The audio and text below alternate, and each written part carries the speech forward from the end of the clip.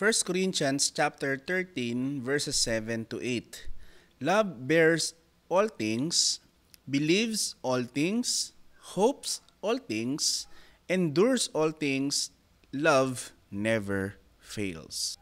A love that lasts. Ang pag-ibig na pangmatagalan.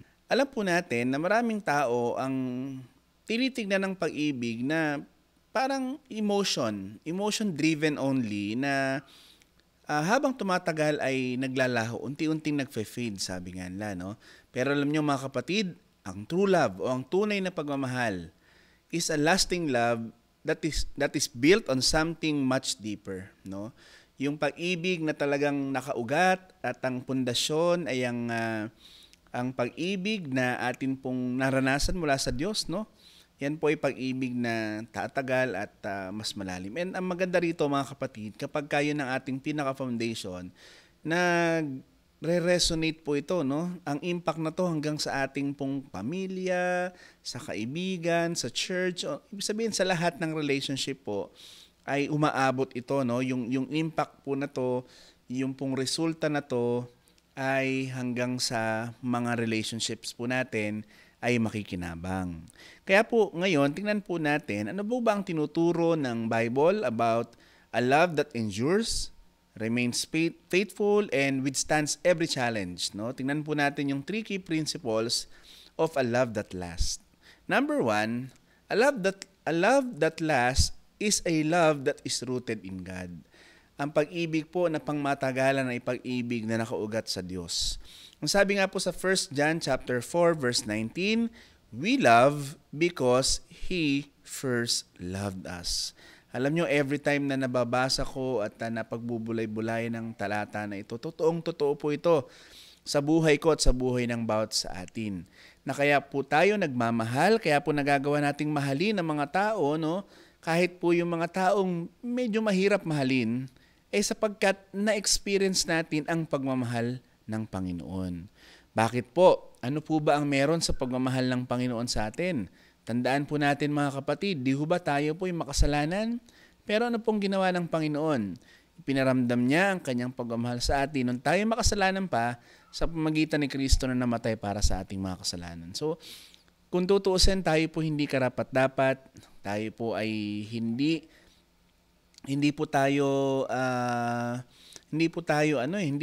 dapat tumatanggap ng mga pagpapala, no? Pero dahil po sa ginawa ng Panginoon para sa atin, minahal niya tayo, iniligtas po niya tayo. So, ganun din po yung maganda ay maging paghugutan natin, no? Kaya ang maliwanag dito sa verse ay, we love because He first loved us. Kapag tayo po, sinasabi natin tayo mananampalataya, dapat mas tayo po yung mas maibigin sapagkat na-experience natin yung amazing love ng Panginoon. Kaya po, yung pong pag-ibig na nakaugat sa Diyos, yung po yung pag-ibig na panghabang buhay tumatagal.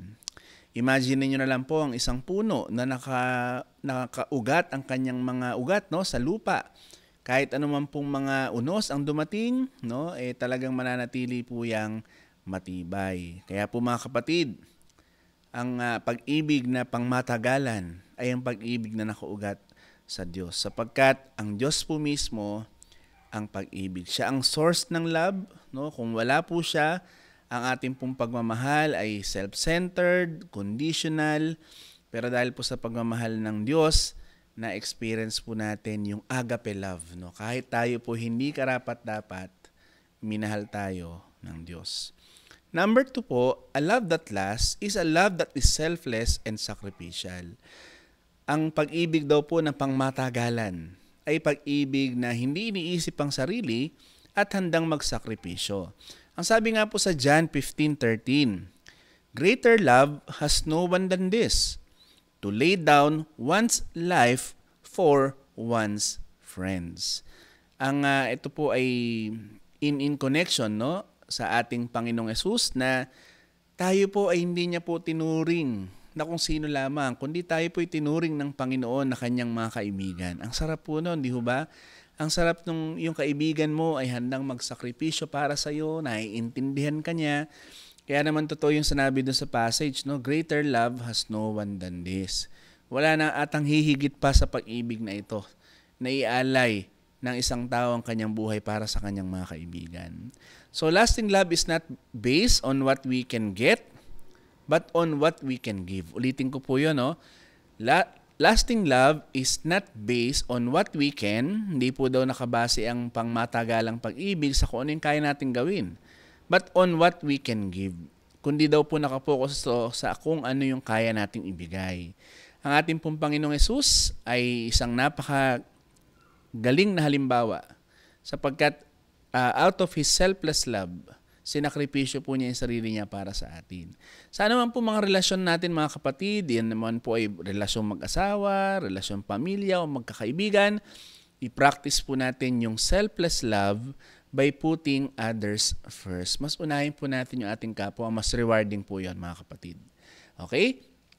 So yun po, love that is selfless and sacrificial. Meron nga pong isang quotation na may kaugnayan po dito, no? Love is not about how much you say I love you, but how much you prove that it's true. Wow, ang ganda nun, no?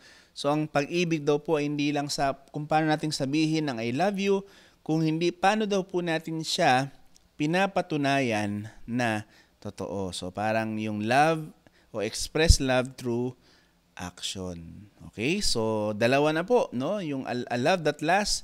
Number 1 is a love that is rooted in God. Number 2, a love that lasts is a love that is selfless and sacrificial. So hanggang saan ang kaya nating isakripisyo?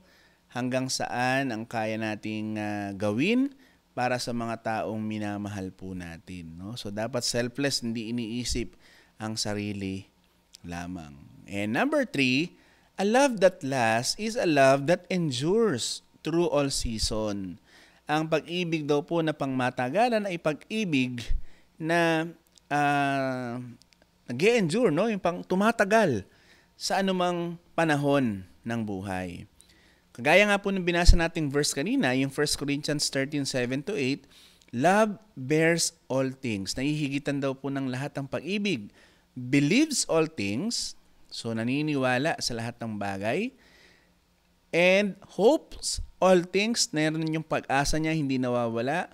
And love never fails. Ang pag-ibig po ay hindi nabibigo at hindi bumibigo. Okay po, kaya mga kapatid, ang tunay na pag-ibig po ay talagang tumatagal habang panahon. Diba? Kung kayo mag-asawa, umabot na kayo ng 25, 35, 50 years, no? Eh hindi nawawala yung pag-ibig. Kasi yung pag-ibig na nakaugat kay Kristo at ang pag-ibig na pinapractice yung agape love, no? Eh sigurado po, kahit anumang challenges ang dumating sa buhay, mag-ahari at mag-ahari ang pag-ibig. Yan, no? True love is not shaken by difficulties. Ang tunay na pag-ibig po hindi nayayanig ng anumang mga kahirapan. It is patient, forgiving, and committed. Many relationships fail because they are based on emotions that change. Pero dapat po mga kapatid, ang ating pong love is grounded in God and strengthened by sacrifice. It can withstand any trial. So, tularan natin yung pag-ibig na pinakita ng atin pong Panginoon. Imagine niyo po yung diamond, di ba? Isa po yan sa mga precious stones, no? Ang diamond daw po ay na-form under intense pressure and heat. So, kung hindi po siya dadarang sa apoy, kung hindi po siya dadaan sa apoy, hindi po mahuhulma at lalabas yung ganda ng diamond. So, parang ganun din po tayo mga kapatid, no? Dapat po ay paghusayan natin, no? And dapat po ay ibigay natin yung ating magagawa para sa ating mga kapatid o sa sinumang tao na ating pong nakakasalamuha o anumang relationship meron tayo, no? At makakaasa po tayo na ito po ay kayang tumagal, no, ng panghabang buhay at habang panahon. Mga kapatid, kamusta po ang ating pag-ibig? Ang pag-ibig po ba natin ay tumatagal o maaring tumagal? Kung nais po natin na mangyari yon, eh dapat po yung pag-ibig natin ay nakaugat sa pag-ibig ng Diyos. Kaya po tayo nagmamahal sapagkat una po tayong minahal ng Diyos at dapat po ay kaya nating magsakripisyo at kaya po natin na isipin ng iba at sigurado po ito itatagal ng panghabang panahon. Muli ito po ang inyong Kuya Pastor Brian Chester Cruz na lagi po nagpapaalala sa atin na always desire to inspire.